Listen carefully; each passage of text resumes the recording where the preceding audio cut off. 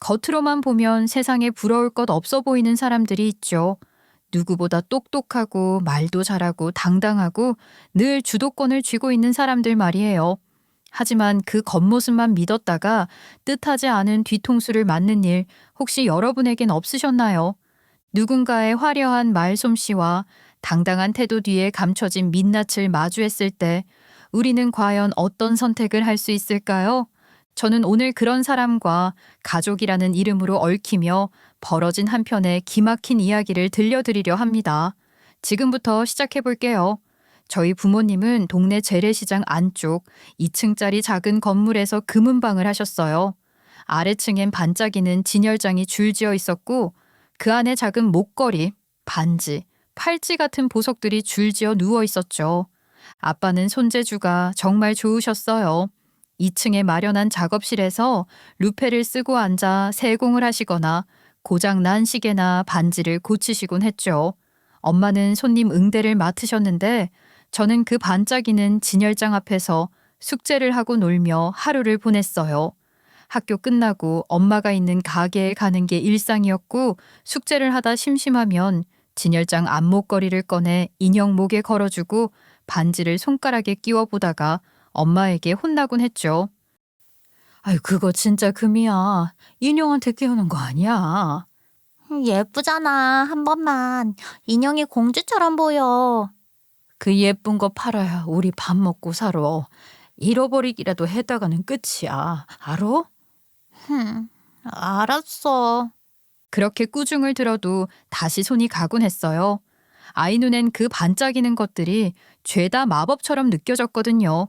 제가 중학교에 들어서면서부터 엄마의 건강이 조금씩 나빠지기 시작했어요.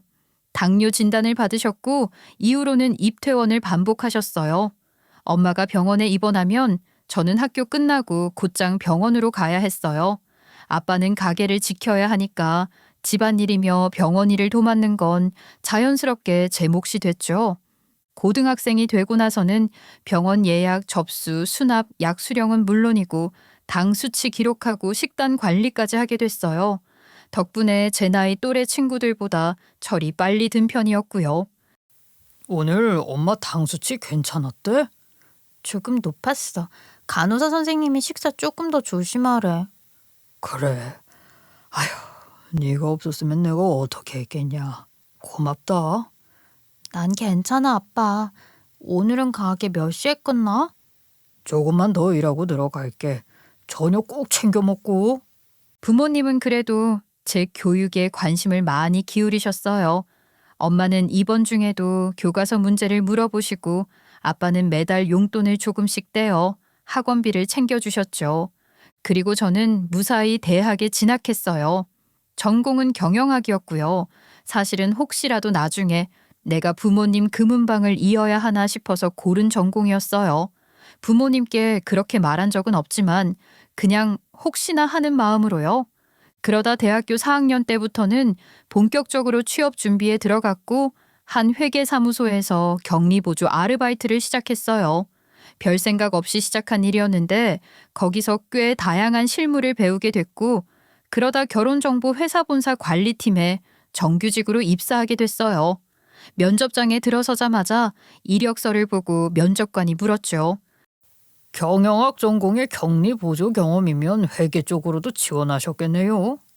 네. 하지만 이 회사가 가진 분야 특성상 고객 정보 관리와 문서 체계가 중요하다고 생각해서 지원하게 됐습니다. 재무보다는 운영 쪽에 더 관심이 있어서요. 그 말이 꽤 인상적이었는지 그 자리에서 바로 2차 면접 일정을 잡아줬고 얼마 지나지 않아 합격 통보를 받았어요. 그렇게 저는 결혼정보회사에 다니게 됐죠. 그곳에서 저는 회원 관리와 계약서 검토, 재무 서류 정리 등을 담당했어요. 결혼정보회사라니 이름만 들으면 핑크빛이 넘치는 직장 같지만 실제로는 그야말로 현실적인 업무의 연속이었어요. 신용도, 재산, 학력, 직업, 가족관계 증명 서류 같은 것들을 하나하나 꼼꼼히 검토해야 했죠. 그러다 보면 별별 집안 사연 다 보게 되고요. 가끔은 뭐랄까, 진짜 사람 금 나누는 것 같아서 좀 찝찝해. 그래도 그게 네 일인데 뭐. 맞는데 꼭 고기 등급 매기는 기분이랄까? 마음이 좀 그래. 사람을 숫자나 조건으로 분류한다는 게 일이라지만 마음 한편으로는 늘 뭔가 씁쓸했어요. 그리고 그런 회의감이 들 즈음 남편을 만났어요. 남편과의 인연은 조금 특별했어요.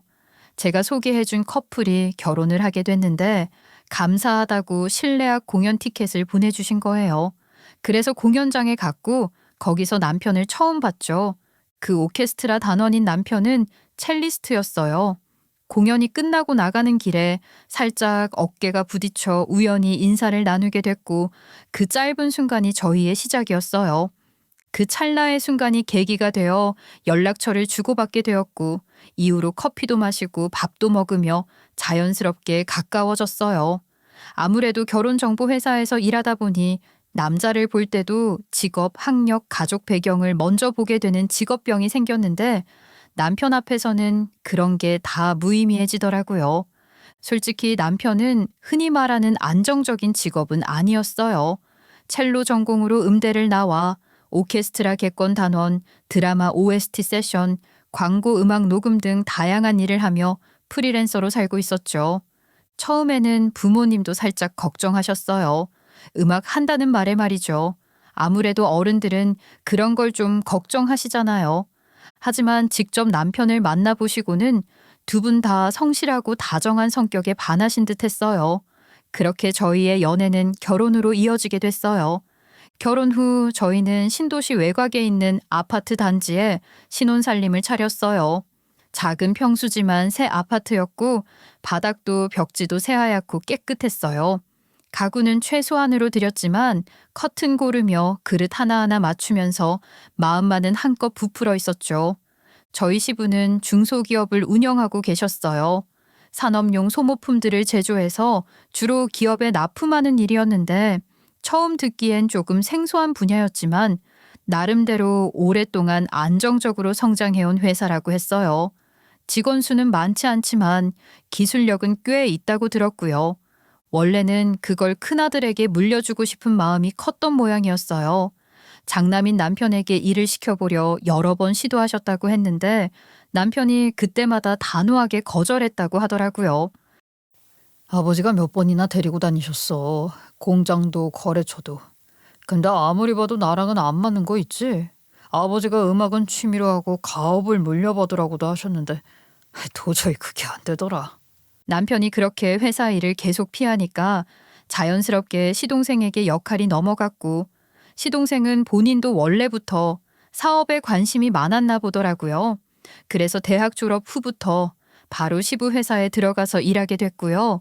사원 12명 있는 작은 회사긴 했지만 시동생은 자신이 후계자라는 자부심이 있었나 보더군요.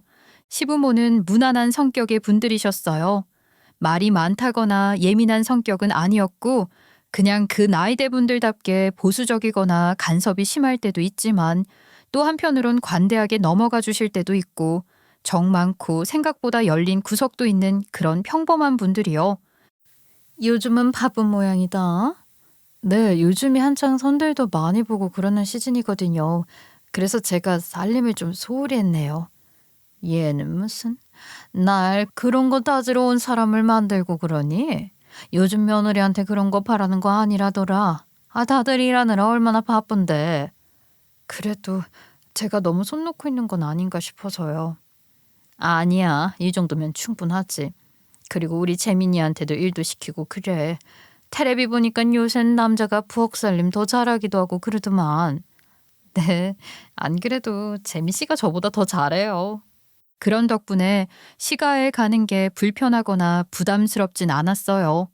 무던한 분위기 속에서 결혼 생활을 이어가고 있었죠. 그러던 어느 날 시동생이 결혼할 사람이 있다면서 시가로 인사를 온다는 거예요. 그래서 저와 남편도 갔죠. 시동생 말로는 두 사람 만난 지는 몇 달 안 됐지만 서로 결혼 생각이 확고하다고 했어요. 동서는 첫인상부터 굉장히 강렬했어요.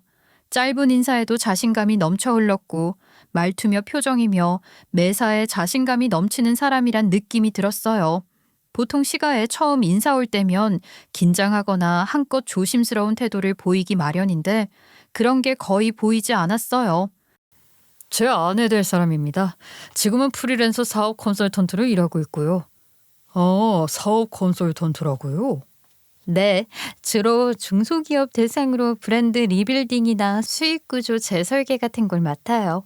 실무랑 투자 전략, 운영 컨설팅까지 전반적으로요. 그렇게 말하면서도 손끝 하나 흔들림 없이 또렷한 눈빛으로 말을 이어갔고 듣고 있던 시부모님 얼굴은 점점 환해졌어요. 이야, 그 나이에 벌써 그렇게 자리를 잡다니 대단하구나. 요즘 같은 세상에 아주 영리하다. 우리 회사도 한번 맡겨봐야겠네. 어머, 그러게 말이야. 식사 자리에서도 동서는 자신이 맡았던 프로젝트 사례를 술술 풀어냈어요. 위기에 빠졌던 유통업체를 구조조정한 일, 가맹점 매출을 2배로 끌어올린 일, 신규 브랜드 런칭을 어떻게 성공시켰는지 등등. 시부모는 그 말을 들으며 고개를 연신 끄덕였고 마치 무슨 동서의 강연장에 온 듯한 분위기였죠. 제가 좀 도울게요. 설거지는 저한테 주세요. 아니다. 아이고, 앉아. 아직은 손님인데 무슨. 밥상은 우리가 치울게. 그 말에 저도 모르게 고개가 돌아갔어요. 아니, 제가 인사 오던 날에는 분명 이렇게 말씀하셨거든요. 이제 며느리 들어오니 내가 좀 수월하겠구나. 그래, 우리 며느리 설거지 솜씨나 한번 좀 구경하자. 그때는 무슨 대단한 통과 의뢰라도 되는 양 앞치마를 내밀며 싱크대로 저를 밀어넣으시더니 이번엔 아주 뜯어말릴 기세로 동서를 붙잡고선 손 하나 까딱 못하게 하시더라고요. 그 모습에 솔직히 속이 좀 쓰렸어요. 그래서 결혼은 언제쯤 하려고? 이제 막 연애 시작한 지 얼마 안 됐는데도 결혼 생각이 아주 확실해. 그래서 미루지 않으려고. 그렇게 일사천리로 결혼 날짜가 잡혔고 두 사람은 그해 연말 호텔에서 결혼식을 올리게 됐어요. 대형 홀의 클래식 사중주가 울려 퍼지고 사회자 대신 유명한 연예인이 마이크를 잡고 신랑 신부 입장곡은 동서가 직접 섭외한 스트링팀이 연주했어요. 호텔 예식장 가득 몇천 송이는 될 것 같은 꽃들이 가득했고 천장은 높고 조명은 화려했죠. 전 또 그렇게 화려한 결혼식은 처음 봤다니까요. 시동생 부부가 그렇게 화려하게 결혼한 지 3년쯤 지났을 때였어요. 그 즈음부터 시부의 건강 상태가 부쩍 눈에 띄게 안 좋아지기 시작했어요. 원래도 고혈압약은 꾸준히 드시던 분이었는데 어느 날 식사 도중 갑자기 의식을 잃고 쓰러지셨다는 연락이 온 거예요. 다행히 금세 의식을 되찾으셨고 곧바로 정밀 검사를 받으셨죠.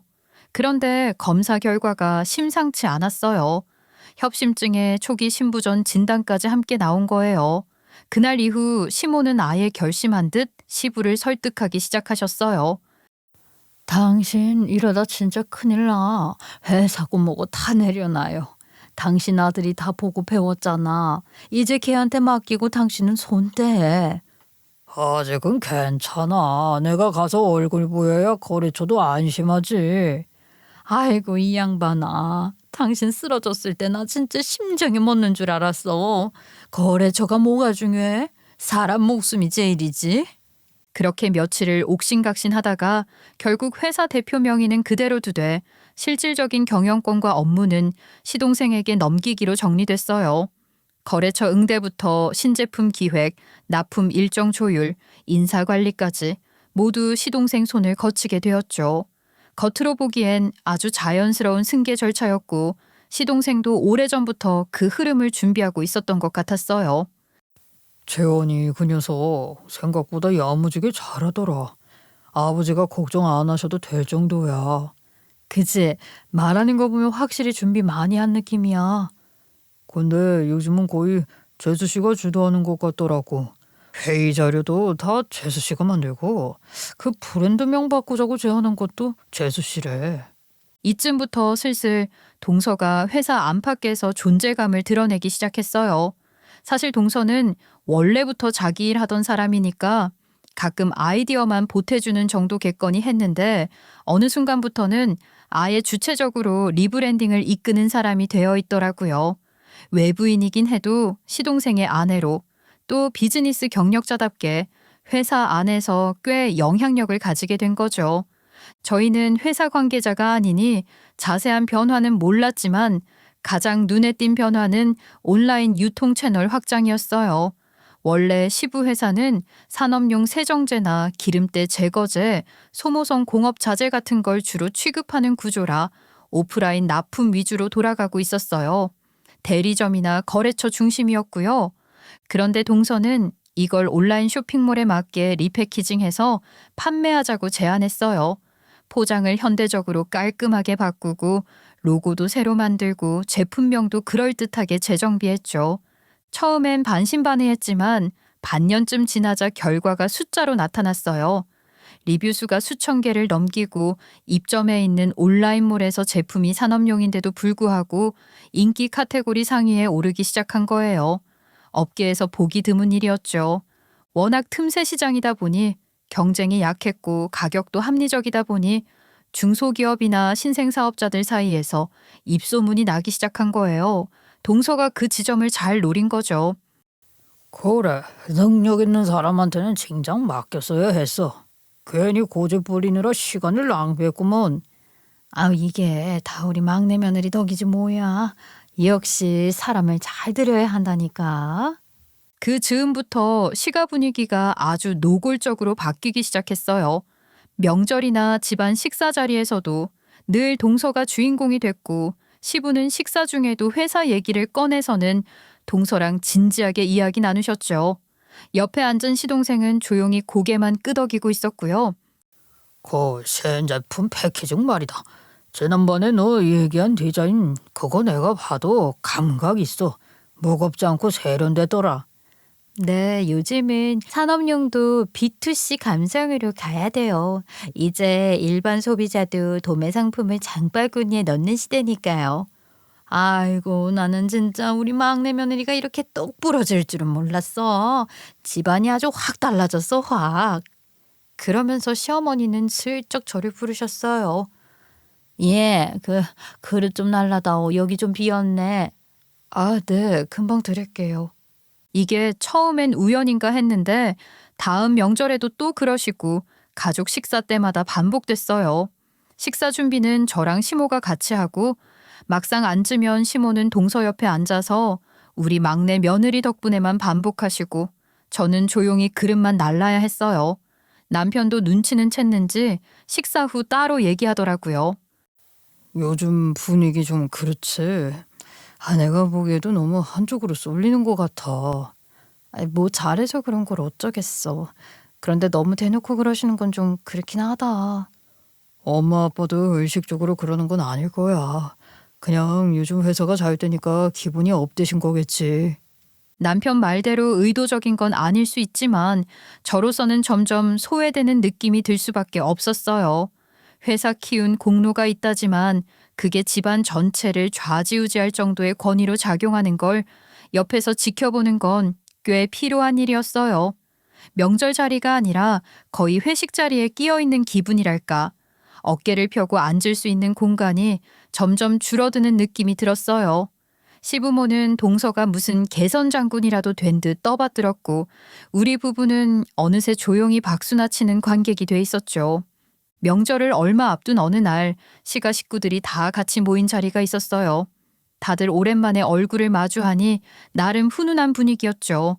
그런데 그 즈음 동서는 유럽 출장 겸 여행을 다녀왔다고 했어요. 시모에게는 고급 가방과 스카프, 향수 세트를 선물로 건네더니 저에게는 크고 화려한 수입 사탕 상자를 하나 주더라고요. 형님 취향을 제가 잘 몰라서요. 그냥 이준이 간식거리로 사와봤어요. 애기들이 이런 거 좋아하더라고요. 겉으론 웃으며 고마워했지만 속으론 좀 어이가 없더라고요. 물론 선물이 중요한 건 아니지만 의도는 결국 드러나는 법이잖아요. 나름 성의를 들여 골랐다는 시모 선물과는 대조적으로 제 건 대충 사탕 한 봉지 얹은 느낌이었으니까요. 말은 이준이 거라고 했지만 사실상 형님은 이 정도면 됐다는 식의 태도랄까. 그때부터 솔직히 좀 벼르게 되더라고요. 그러다 명절이 됐고 전날부터 저는 시가에 들어가 시모와 함께 전을 부치고 국을 끓이고 나물 손질을 했어요.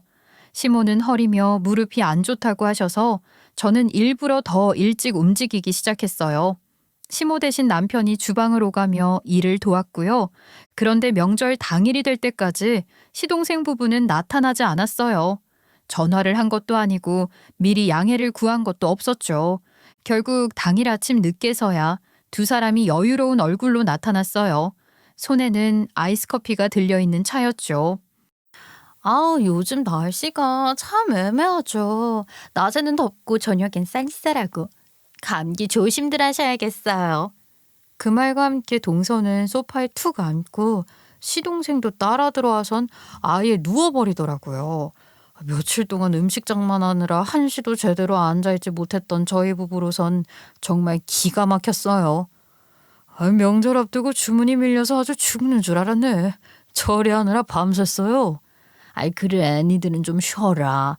음식이며 뭐며 다 돼 있어. 피곤할 텐데 누워서 쉬어. 시어머니는 마치 상전을 모시듯 자리에서 벌떡 일어나셨고, 그러자 동서는 무슨 연예인이라도 되는 양 웃으며 말했어요. 어머, 형님 정말 대단하세요. 그럼 죄송하지만 전 좀 쉬고 있을게요. 제가 손에 기름 묻은 앞치마를 입고 부엌과 거실을 오가고 있었는데도 전혀 미안해하는 기색도 없이 편하게 앉아 커피를 쪽쪽 빨고 있는 모습에 정말 어이가 없었어요. 그 순간 부엌에서 뭔가를 젓던 국자가 탁 멈추더라고요. 그 와중에 동서는 또다시 시모와 이런저런 얘기를 나누기 시작했어요. 이번엔 자기가 최근에 연결해준 클라이언트 결혼 이야기였어요.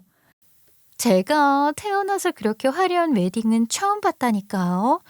사실 그 두 집안을 연결해드린 게 저였거든요. 양쪽 다 제 컨설팅 받고 매출이 많이 오른 분들이에요. 서로 짝 찾고 계시길래 제가 한번 연결해봤는데 아주 성공적이었죠. 어머 얘, 그러면 네가 한 일이 그거 아니니? 우리 큰애가 하는 그 결혼정보회사 일 말이다. 뭐 일종의 그런 일이라고 할 수 있죠. 사실 요즘은요, 상류층 고객들은 결혼정보회사 그런 데다가 공개 매칭 잘 안 해요. 다 비공개 프라이빗 서비스로만 움직이고요. 괜히 뭐하러 그 고급 인맥을 그런 데다 낭비해요. 그런 일반 회원들끼리 연결하는 구조는 점점 구식이 되어가는 것 같아요. 솔직히 말해서 상위 계층이 뭐 굳이 그런 회사에 등록해서 짝을 찾아요? 그 말에 순간 숨이 턱 막히더라고요. 말은 분명 시모에게 한 말이었지만 그 칼날이 누굴 향하고 있었는지는 뻔했어요. 더는 안 되겠다 싶었어요. 손을 닦고 앞치마를 벗은 다음 저는 천천히 거실로 나갔어요. 그리고 정면에서 동서를 향해 말했어요. 동서, 아주 고매하고 잘나신 건 알겠는데 나뿐이 아니라 동서 아주버님까지 저러고 있는 거 보면 미안해서라도 거두는 신용이라도 좀 하는 게 예의 아니야? 소파에 드러누워서 손윗 사람들이 땀 뻘뻘 흘리든 말든 혼자 아이스커피 빨고 있는 건 대체 어디서 배운 예의야?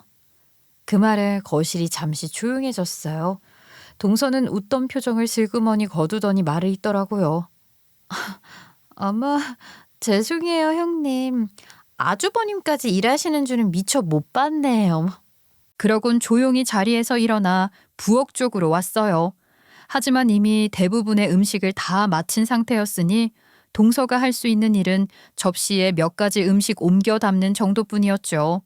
그날 명절상은 묘한 긴장감 속에 차려졌지만 저는 오히려 속이 조금은 후련했어요. 말 한마디로 분위기가 확 바뀌진 않았지만 적어도 무조건 참기만 하다 길을 한번 꺾어 놓은 것만으로 조금은 체증이 가시는 듯 하더라고요. 그런데 그 일이 있은 뒤부터 동서의 태도가 눈에 띄게 달라졌어요. 이전에도 자신감 넘치는 말투와 행동이야 일상이었지만 그땐 적어도 거칠에나마 예의를 지키는 선이 있었어요. 그런데 그 일 이후 뭔가가 달라졌다는 게 분명 느껴졌죠. 본격적으로 절 살살 긁기 시작한 겁니다. 동서는 볼 일이 있을 때마다 은근하게 저희 부부를 건드렸어요. 특히 회사에 자신들이 얼마나 수익을 가져다 줬는지에 대한 자랑은 거의 매번 빠지지 않았고요. 앉은 자리에서 용돈 봉투를 꺼내 시부모님께 드리곤 했는데 그 타이밍이 꼭 저희 부부 앞일 때였어요. 그런 장면을 마주할 때마다 제가 괜히 손에 쥔 과일 한 조각을 쥐고 있기가 민망했어요. 분위기가 은근히 우리는 이렇게까지 하니 너희는? 이라는 흐름으로 이어지곤 했으니까요. 그런데 결정적으로 저를 열받게 만든 일은 시부생신 모임에서 벌어졌어요. 그날은 조촐한 식사 자리였고 저희는 미리 미역국과 잡채며 몇 가지 반찬을 준비해 갔어요. 그런데 동서는 오자마자 한 손에 와인을 들고 다른 손엔 패키지 상자를 들고 들어왔어요. 이건 제가 요즘 즐겨 마시는 건데요. 스페인에서 직수입한 와인이에요. 아버님 생신엔 이 정도는 드려야죠. 아유, 어쩜 이런 걸 다. 처음엔 그냥 넘기려 했어요. 그런데 식사 중 동서가 의미심장한 웃음을 지으며 말문을 열더라고요. 아 참, 아주버님 요즘 계약 2건이나 물 건너 가셨다면서요. 수입이 그렇게 줄면 어떡해요? 제가 대충 들으니까 오케스트라 단원일 겉으로는 멋있어 보여도 수입은 영 아니더라고요. 근데 그것만으론 유지가 안 되실 텐데. 그 말에 남편의 젓가락이 잠깐 멈췄어요. 그래도 웃으며 대답했죠. 당분간 일정이 좀 뜸하긴 하지만 뭐 어쩌겠어요. 곧 다른 일들이 생기겠죠. 알아보고도 있고요. 그렇게 말했으니 대충 넘길 줄 알았는데 동서는 또다시 말을 이어갔어요. 형님이 이어주는 커플들 중에 결혼하는 사람들이 그렇게 없어요? 그 커플들 결혼식에 축가 반주 겸 첼로 연주라도 좀 하게 사정을 해보시지. 그 순간 저도 모르게 이성이 살짝 끊기는 기분이었어요. 웃으며 말하지만 그 말에 묻힌 비아냥은 너무 뚜렷했거든요. 동서, 무슨 말을 그렇게 해? 사정을 해보라니? 아니 제 말은요. 일이 워낙 없으시고 힘드실 테니까 그런 일자리도 괜찮지 않나 해서요. 뭐 예슬이 배고프고 그런 건 알겠는데 사실 애도 있고 사람 사는 게 그게 아니잖아요. 생계 유지는 해야 하니까 한번 그거라도 알아보셔야 하는 거 아닌가 하고 제 딴엔 걱정이 돼서. 걱정해줘서 고마운데 걱정을 빙자한 무시 정도는 저도 구분할 줄 알거든요. 동서, 참 사람 은근히 엿먹이는데 도 같았구나. 어머, 아니 무슨 말을 그따위로 하세요? 그럼 제가 일부러 엿먹이려고 그랬다는 거예요? 결국 시아버지가 중재하듯 손을 들었고 양쪽 눈치를 보며 얼른 말을 돌리셨어요.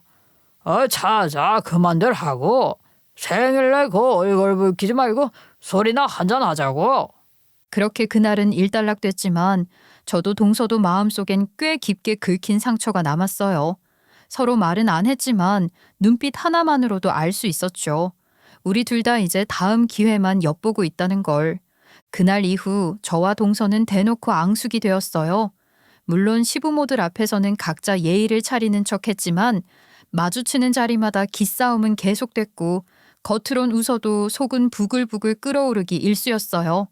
그 와중에도 시부 회사는 나날이 잘 돼갔고 동서는 마치 본인이 오너라도 된 듯 더 적극적으로 경영에 관여하며 승승장구했어요. 솔직히 배 아프고 자존심 상하더라고요. 그러던 어느 날이었어요. 시동생 부부가 이사를 했다는 소식이 들려왔어요. 집값 비싸기로 소문난 고급 빌라로 이사했다는 말에 솔직히 배알이 좀 꼬였죠. 얼마 지나지 않아 집들이를 한다며 시부모 두 분과 저희 가족을 초대했는데 사실 진짜 가기 싫었어요. 이미 눈치껏 떠도는 소문만 들어도 질릴 만큼 질렸는데 그 화려한 공간에서 또 어떤 기싸움이 벌어질지 뻔했으니까요. 하지만 시모는 계속 연락을 하셨어요. 얼굴만 비추고 오면 되는 거야. 아무 거창하게 하는 것도 아니고 그냥 가족끼리 밥 한 끼 먹자는 건데 그걸 꼭 그렇게 거절해야겠니? 어머니, 저도 좀 불편해서요. 괜히 분위기가 어색해질까 봐. 너무 민감하게 그러지 마. 둘이 서로 피곤한 거야 알겠지만 가족끼린 또 그렇게라도 얼굴 봐야 덜 어색해지는 거지. 얘 안 보는 게 더 이상하다. 그 말에 결국 남편과 저는 아들을 데리고 참석하게 되었어요. 동선의 새 집은 입구부터 다른 세상이더군요. 지하 주차장에 내리자마자 직원이 출입증을 확인했고 로비는 마치 호텔 라운지처럼 꾸며져 있었어요. 엘리베이터를 타고 올라가니 문이 열리자마자 널찍한 복도에 고급 향이 퍼졌고 도어락마저 일반 아파트 것과는 비교가 안 됐죠. 안으로 들어서자 대리석 바닥에 간접등 조명이 은은하게 깔려 있었고 거실은 천장이 높아 탁 트인 느낌이 들었어요. 가구며 조리대며 모두 해외 명품 브랜드로 통일돼 있었고요. 부엌 하나만 해도 우리 집 전체 거실만큼은 되는 것 같았어요. 똑같이 맞벌이에 아이 키우는 집인데 이 집은 뭐가 다르길래 이렇게까지 화려할 수 있나 싶었어요. 웃는 척 인사하며 앉아 있었지만 속은 쓰라렸죠. 얘들아, 조금만 조용히 하자. 아래층에서 뭐라 하실 수도 있으니까. 어머니, 여긴 일반 아파트도 아니고 층간소음 걱정 전혀 없어요. 설계가 달라서 뛰어도 괜찮아요. 애들은 또 뛰어놀아야죠. 말은 부드러웠지만 묘하게 사람 쿡쿡 찌르는 말투였어요. 갈수록 밥만 먹고 빨리 나가자는 생각만 머릿속에 맴돌았어요. 그날따라 더더욱 이 자리가 불편하고 숨 막히게 느껴졌거든요. 시모가 챙겨주신 음식 몇 입 먹고 정리하는 척하며 자리를 정리하던 중이었어요. 그런데 그때였어요. 부엌 쪽에서 동서의 날카로운 비명이 울렸습니다. 어머머, 어머, 이게 뭐야?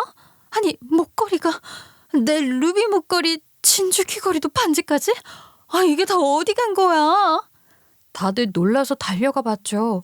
동서는 서랍 하나를 뒤적이며 난리가 나 있었어요. 손엔 비어있는 케이스를 들고 있었고 얼굴은 사색이 되어 있었어요. 어머 어떡해. 분명히 여기 넣어뒀는데. 분명히. 잠깐.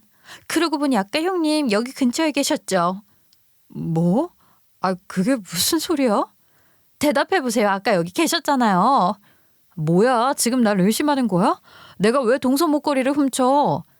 동서는 눈을 동그랗게 뜨고선 조금도 물러서지 않았어요. 형님 말고는 그럴 사람이 없잖아요. 지금 여기 다른 누가 더 있어요? 아니 그럼 나는 그럴 사람이라는 거야? 또 모르죠. 오늘 내내 패할 꼬인 표정으로 앉아 계시던 분이니까. 솔직히 형님 표정 보면서 저도 좀 불안했어요. 계속 제 장신구 있는 서랍 근처에서 얼쩡거리시길래. 그 말에 시모와 시부는 아무 말 없이 조용히 서 계셨고 제가 입을 열려던 그때 갑자기 옆에서 놀고 있던 저희 아들과 조카가 벽에 걸린 외투를 툭 잡아당겼고 그 외투 주머니에서 뭔가 우르르르 쏟아져 내리는 겁니다. 루비 목걸이, 진주 귀걸이, 반지까지. 동서가 찾던 보석들이 외투 주머니에서 떨어진 거였어요. 바닥에 흩어진 장신구들이 반짝이고 있었죠. 저거 보세요. 형님 옷에서 떨어졌잖아요. 저걸 보고도 발뺌하실 거예요? 뭐? 미쳤니? 형님 옷에 떨어지는 장면을 지금 제 눈으로 봤는데 너무 뻔뻔하시네요. 그 순간 시어머니가 단호하게 말했어요. 예, 그거 내 옷이다. 모든 시선이 시어머니에게 쏠렸어요. 동서는 그 자리에서 얼이 빠진 얼굴로 되물었죠. 네? 그게 무슨 말씀이세요, 어머님? 그럴 리가. 저건 분명 아까 형님이 입고 오신 건데요. 저 코트 내 거다. 큰애가 갖고 있는 거랑 똑같은 브랜드, 똑같은 색인데 사이즈만 다르지. 입고 있는 걸 보고 예쁘다 했더니 엊그제 큰애가 나한테 똑같은 걸로 하나 사준 거야. 아까 더워서 내가 손에 들고 들어왔거든. 그래서 네가 못 본 모양이구나. 정적이 흘렀어요. 모두가 말없이 시선을 주고받았고 동서는 당황한 얼굴로 멍하니 서 있다가 이내 머리를 굴리는 듯 말했죠. 그럼 형님이 사이즈 착각하고 본인 옷인 줄 알고 넣으신 거네요? 그 말을 들으며 저는 천천히 보석들을 하나씩 집어들었어요. 루비 목걸이, 귀걸이, 반지. 손에 들어 무게를 느끼고 광택을 보고 커팅을 살펴보는 데는 그리 오래 걸리지 않았죠. 동서, 나 금은빵 딸이야. 내가 이딴 싸구려 짝퉁도 못 알아볼까 봐. 그 순간 동서의 얼굴에서 핏기가 사라졌어요. 그리고 마침내 결정타. 4살짜리 조카가 천진난만하게 말했죠. 엄마가 아까 여기다가 막 넣었어. 그치, 형아? 맞아. 아까 작은 엄마가 여기다가 보석을 막 넣었어요. 동서는 그 말에 아예 얼어붙은 표정이었어요. 어른들 앞이라 말은 못하고 있지만 눈동자만은 바쁘게 굴러가고 있었죠. 말 그대로 당황했지만 자존심 때문에 도망가진 못하고 억지로 발을 붙들고 있는 그런 모양새였어요. 날 도둑으로 만들고 싶었구나. 이참에 확 밀어버리려던 거지. 사람 누명 씌워서 아주 훅 가게 만들려고 했나 본데 어쩌나 장렬히 실패했네. 동서는 여전히 아무 대답도 못한 채 제 눈을 마주쳤고 저는 거기서 한 발 더 나갔어요. 근데 동서 타이밍 한 번 진짜 못 갔다. 나한텐 동서를 한 방에 보낼 패가 하나 있거든. 그 말에 동서가 확 눈을 들어 저를 봤어요. 그게 무슨 말씀이세요? 그게 뭔지 궁금하지? 제가 가진 패가 뭐였는고 하니 그 시작은 며칠 전 남편의 말 한마디였습니다. 평소처럼 시가에 들렀을 때였죠. 시부가 갑자기 컴퓨터가 잘 안 돌아간다며 남편을 부르셨어요. 원래 남편은 전자기기에 익숙한 편이라 시부도 자주 도움을 청하셨고요. 그날도 평소처럼 이거 좀 봐줘라 하고 시부가 부르셔서 남편이 자리 옮겨 앉았어요. 그런데 컴퓨터를 만지던 남편이 갑자기 화면을 찌푸리며 한참을 말없이 뭔가를 들여다보더라고요. 아, 이거 참 이상하네. 아버지, 이 파일 언제 마지막으로 보셨어요? 엊그제? 뭐 나야 숫자 정확히는 잘 몰라서 그냥 동생이 관리하는 걸로 봤지. 왜? 뭐가 이상하냐? 온라인몰 수익이 꽤 나을 텐데요. 그런데 숫자가 너무 안 맞아요.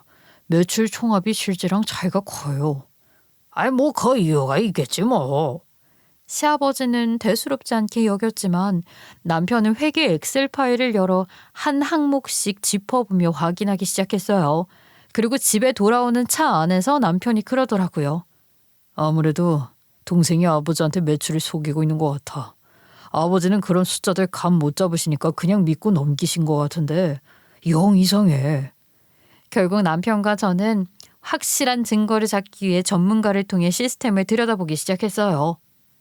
전문가 말로는 계정 구조가 이상하대. 시아버지 회사 명의로 개설된 쇼핑몰인데 실제 정상 계좌는 따로 연결돼 있대. 혹시 그 정선 계좌 동서 이름으로 돼 있는 거야? 맞아. 재수 씨 개인 사업자 명의로 연결돼 있어. 그 말을 듣는 순간 정말 온몸에 소름이 돋았어요. 거래처 명함엔 분명히 시부회사 이름이 적혀 있고 제품 패키지에도 회사 주소, 대표자명 전부 시부 쪽으로 되어 있었는데 수익은 전부 동서 앞으로 빠져나가고 있었던 거예요. 이게 그냥 컨설팅 수고비나 마케팅 대행료 수준이 아니라 매출 자체를 독식하고 있는 구조였어요. 아니 그럼 거래처는 시아버지 회사 명의로 확보하고 제품 제작도 회사 자금으로 하면서 이득은 다 동서가 가져간 거야? 아버지가 법인 명의로 투자한 비용까지도 전부. 그러면 서방님은? 서방님도 아는 건가?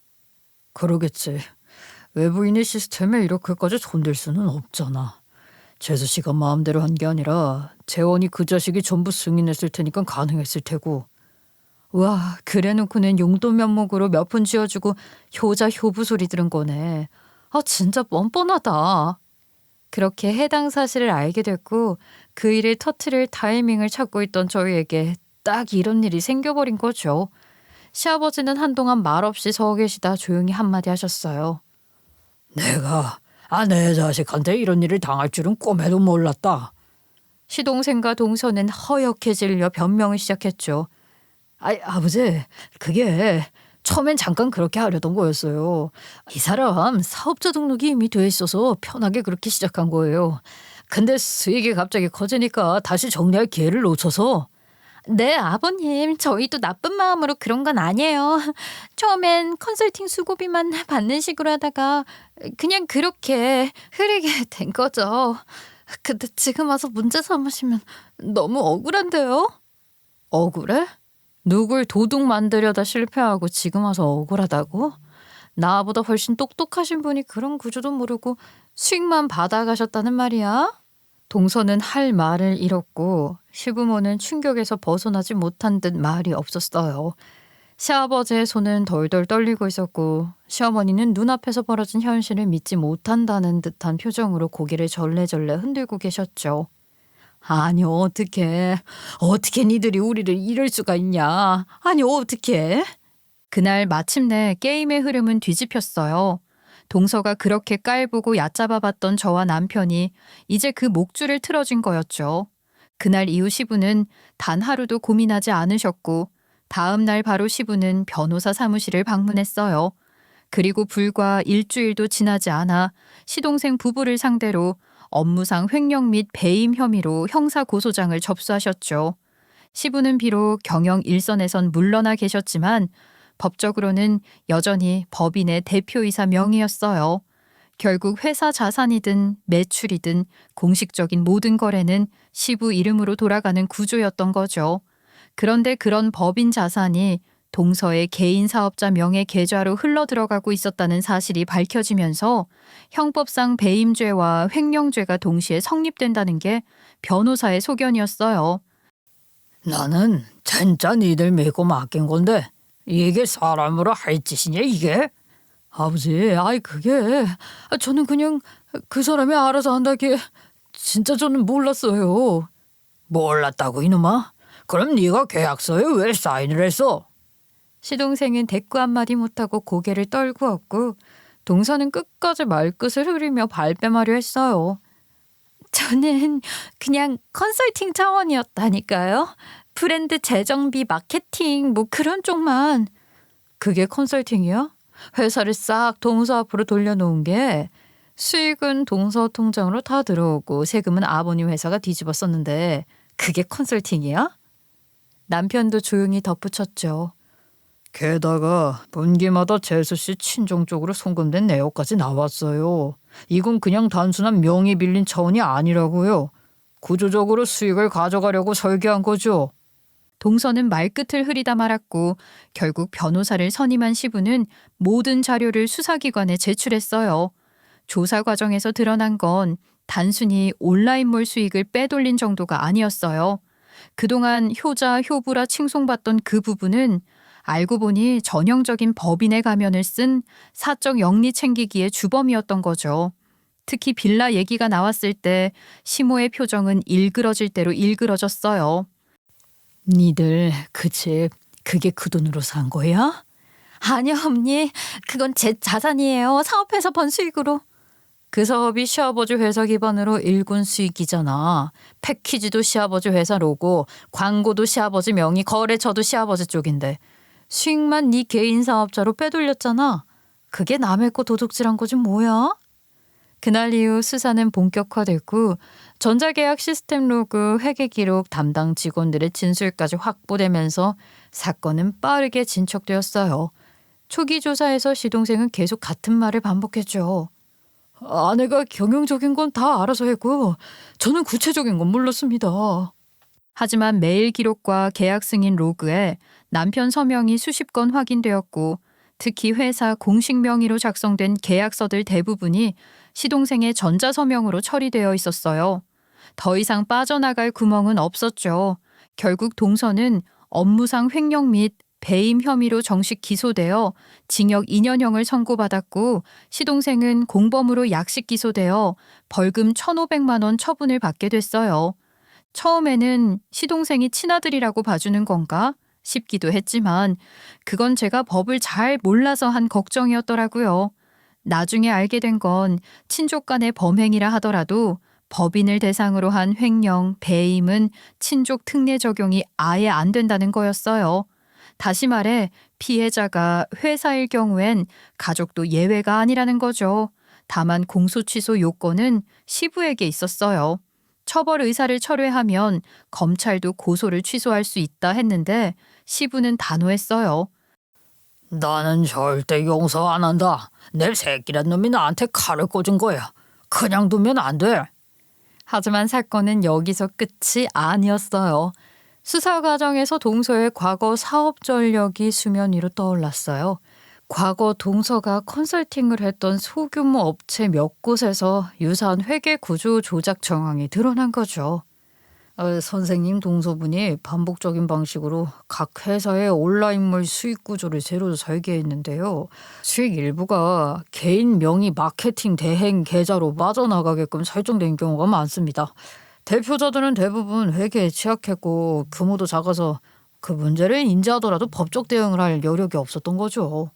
심지어 그중 한 업체는 매출의 20% 가까이가 동서 계좌로 빠져나간 걸 뒤늦게 알아차렸지만 이미 정산도 끝나고 계약도 종료된 상태라 손쓸 방법이 없었다고 했어요. 피해액은 적지만 방식이 동일했고 반복됐다는 게 핵심이었죠. 이런 정황이 함께 검토되면서 검찰은 동서를 단순 가족 회사의 내부 비리 범주가 아닌 상습적인 전문 사기 행위자로 판단했어요. 결국 이런 전력이 모두 실형으로 이어졌고 이게 시동생과의 가장 큰 처벌 차이를 만든 결정적 이유가 되었어요. 동서는 회사를 이용해서 브랜드를 이용해서 사람을 이용해서 돈을 벌었지. 근데 그건 사업이 아니라 사기야. 그렇게 똑똑한 인간이 걸릴지 몰랐던 건가? 똑똑하니까 그런 거지. 자기를 과시한 거야. 자기가 다 통제할 수 있다고 생각했던 거지 뭐. 그래서 결국 한 방에 간 거고. 형사 절차가 본격적으로 진행되는 동안 민사소송도 함께 병행되었어요. 시부는 회사의 실질 피해를 바로잡기 위해 민사상 손해배상 청구까지 강하게 밀어붙였고 변호인단이 정리한 자료를 보면 손해액만 해도 억 단위를 훌쩍 넘겼어요. 결정적으로 부부 공동 책임이 인정됐기 때문에 동서 소유로 되어 있던 고급 빌라는 곧바로 가압류에 들어갔고 법원 판단에 따라 매각까지 이뤄졌어요. 그 매각 대금 중 대부분은 회사 운영자금 보전과 시부의 치료비 명목으로 환수되었습니다. 시부는 쓰러진 이후로 심장이 약해진 상태였고 수차례 입퇴원을 반복하셨죠. 그 와중에 회사를 지탱해온 기반이 무너졌다는 사실에 받은 충격은 이루 말할 수 없었어요. 그 와중에도 동서는 선고날까지 매번 시가에 찾아와 울며불며 무릎 꿇고 사정했어요. 아버님, 어머님, 제발 한 번만 저 감옥 못 가요. 애는 어쩌고요. 제 말 좀 들어보세요, 네? 하지만 시부는 고개 한 번 돌리지 않으셨어요. 말 그대로 거들떠도 안 보셨어요. 시모는 말문이 막힌 채 한동안 식사도 제대로 못 하셨고 결국 정신적 충격으로 병원에 입원까지 하셨어요. 몇 주를 그렇게 앓으시다 겨우 퇴원하셨을 때 저와 단둘이 앉아 계시던 시모가 처음 입을 여셨어요. 세상에 믿을 인간 하나 없다더니 내 아들이 어떻게 저럴 수가 있냐. 그게 그런 꼴이 9개 감춘 여우인 줄도 모르고 아유 내가 비교해가며 너한테 서운한 말 섭섭한 말 많이 됐구나. 미안하다 얘. 내가 그때는 진짜 눈이 멀었었나 봐. 어머니 그런 말씀 안 하셔도 돼요. 누구라도 그 상황이면 그러실 수 있었죠. 속인 인간들이 잘못이지 어머님 탓 아니에요. 그날 집들이에서 저를 도둑으로 몰고 밀어붙이던 동서를 저는 선고날 법정에서 마지막으로 봤어요. 매번 꼿꼿이 고개 들고 나를 깔보던 그 눈, 그 입꼬리, 그 자세는 다 사라지고 시선은 바닥에 고정된 채 더는 저와 눈조차 마주치지 못하더라고요. 그 여우는 그렇게 자기가 쳐놓은 덫에 스스로 걸려든 거죠. 거기다 대고 욕 한마디 해주진 못했지만 그 추레하고 보잘것없는 마지막 모습을 보는 것만으로도 저는 충분히 통쾌했어요. 시동생과 동서는 결국 이혼 절차를 밟았고 법적으로도 완전히 갈라서게 되었어요. 처음에는 시동생이 꽤나 미련을 보이더라고요.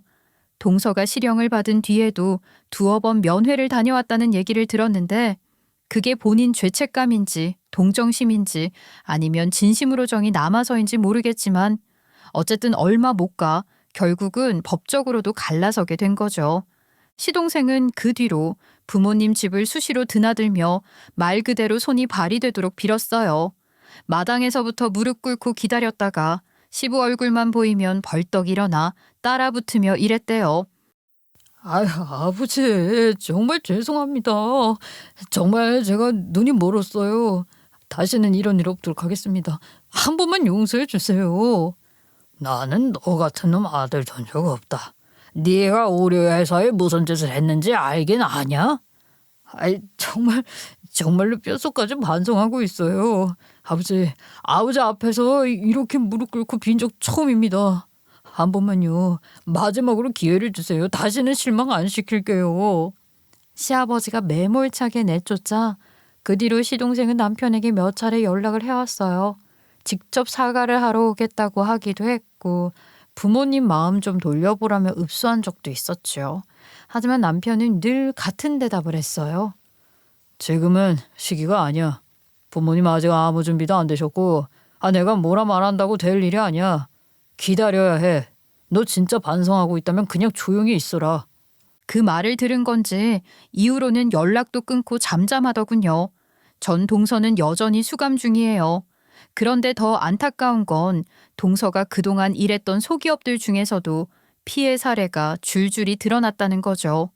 검찰에서 파악한 바에 따르면 본인 명의 계좌나 가족 명의 계좌로 정상금을 빼돌리는 방식이 서너 군데에서 확인됐다고 해요. 심지어 어떤 회사에선 대표 몰래 중간 결제 대행 계좌를 만들어두고 판매 수익 일부가 거기로 들어가게 설계했더라고요. 사실상 그게 전문 사기였던 셈이죠. 말했잖아. 머리는 진짜 좋아. 그 머리를 왜 남 속이는 데만 썼는지 모르겠다니까. 그렇게 잘난 척하던 게 결국 깜빵에서 나오지도 못하고 있네. 그것도 몇 년씩 늘어났다고 하던데.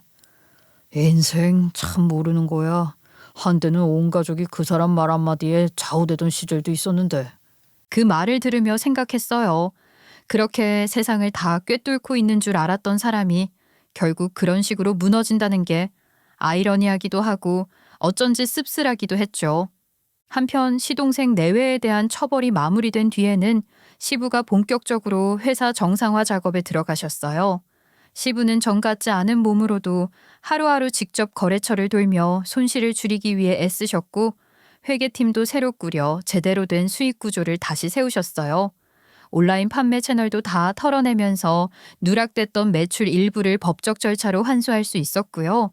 어느 날 시부가 저희 부부를 따로 불러 말씀하셨죠. 이놈은 뭐 음악한다고 이런 쪽엔 영 관심이 없으니 그렇다 치고 너는 회사 생활 오래 해봤잖니. 남의 회사 그만 다니고 이 회사 좀 맡아보는 건 어때? 아버님, 저야 감사하지만 그건 저의 길이 아닌 것 같아요. 그러면 누가 아냐? 내가 이 몸으로 계속 이걸 붙잡고 있을 순 없잖니. 아버지, 회사는 다른 분한테 맡기시는 게 좋을 것 같아요. 저희는 저희 일을 계속 하겠습니다. 결국 시부도 그 뜻을 받아들이셨고 외부 매각을 결정하셨어요. 워낙 온라인 매출이 잘 나왔던 데다가 브랜드 인지도도 여전히 있었던 터라 인수 조건은 꽤 괜찮게 나왔죠. 회사 내부 직원들도 대부분 고용 승계됐고 정든 공간을 떠나는 게 못내 아쉬우셨을 테지만 시부는 덤덤히 마무리하셨어요. 그리고 그 일 이후 저는 오랫동안 다녔던 결혼정보회사를 그만두기로 했어요. 사실 그곳에서 일한 시간만 해도 10년이 훌쩍 넘었지만 한동안은 일에 애정을 잃고 무기력하게 버텨온 날들이 더 많았던 것 같아요. 매번 사람을 숫자로 보고 등급으로 구분하고 조건표에 맞춰 사람을 짝짓는 일이 점점 불편하게 느껴졌거든요. 그래서 몇 년 전부터 준비해왔던 일을 시작해보기로 했죠. 처음엔 쉬운 일은 아니었어요. 퇴근 후 주말마다 강의 들으러 다니고 자격시험 공부하고 그래도 그 시간들이 차곡차곡 쌓여 지금은 심리상담센터에서 커플 및 가족 갈등을 전문으로 다루는 상담사로 일하고 있어요. 예전에는 스펙과 조건만 보고 사람을 판단하고 이어주곤 했지만 지금은 실제로 두 사람이 어떤 상처를 안고 있는지, 어떤 상황에서 마음이 무너지는지를 들여다보며 함께 고민하는 일이 더 익숙해졌고 전 그 일에 보람을 느끼고 있습니다. 남편은 여전히 시립 오케스트라에서 첼로를 연주하고 있어요. 정기 공연이 있을 때마다 아이처럼 신나서 악보를 들고 오는 걸 보면 그 일은 그 사람한테 평생 즐거운 놀이 같구나 싶어요. 그리고 얼마 전엔 뜻밖의 제안이 하나 들어왔어요. 어떤 국악 연주단에서 서양 악기와 협업 공연을 기획하면서 첼로와 해금의 이중주 무대를 만들기로 했고 거기에 남편이 초청된 거예요. 국악이랑 첼로가 어울릴까? 나도 처음엔 반신반의했는데 해금 선생님이랑 몇 번 맞춰보니까 진짜 잘 어울려. 해금 소리가 의외로 묵직하더라고.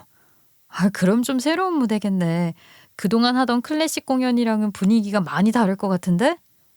완전 다르지. 연습할 땐 힘든데 공연 끝나고 관객들 반응 보면은 기분이 진짜 묘해. 어릴 때 처음 무대 섰을 때 그 기분이랑 비슷해. 다시 신나고 막 짜릿하고 그런 느낌이야. 요즘은 그 프로젝트 덕에 공연예술기획단이랑도 협업하면서 정기적으로 무대에 서고 있어요. 가끔은 하루에 2번씩 연습 가는 날도 있고 몸살이 날 때도 있지만 남편 얼굴에 다시 생기가 도는 걸 보니까 저도 괜히 기분이 좋아지더라고요.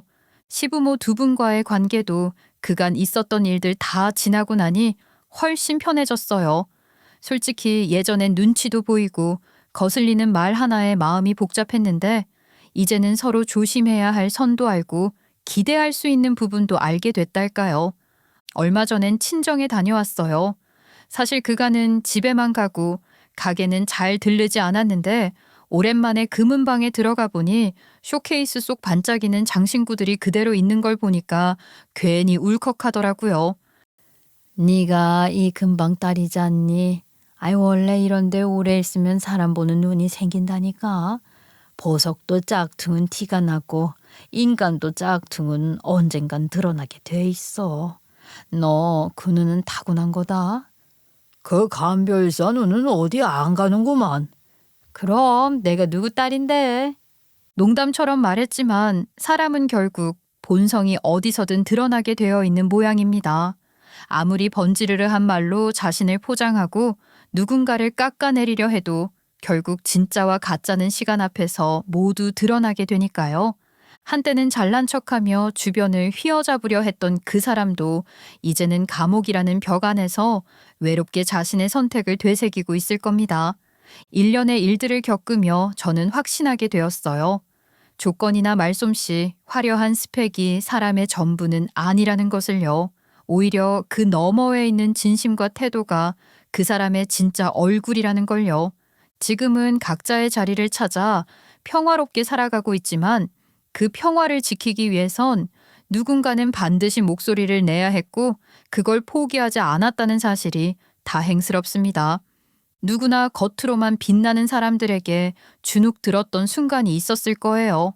오늘 이야기가 그런 순간을 겪고 있는 누군가에게 작은 위로와 용기가 되었기를 바랍니다. 가짜는 언젠가 드러나기 마련이고 여러분의 진심도 언젠가 꼭 빛나리라는 걸 잊지 않으시길 바랄게요. 그럼 제 이야기 들어주셔서 진심으로 감사드립니다.